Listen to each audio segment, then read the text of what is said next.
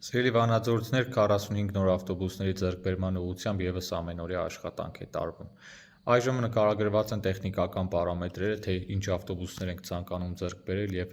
ինչ գնով, և շուտով պոտենցիալ հնարավոր մատակարարներից կստանանք գնառաջարկներ, որից հետո կկնքվի պայմանագիր,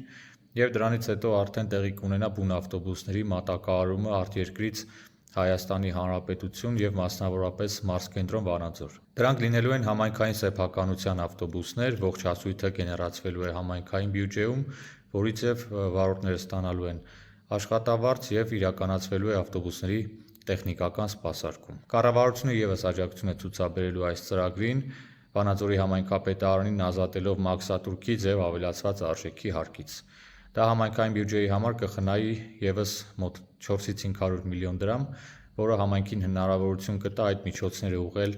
այլ ծրագրերի իրականացմանը։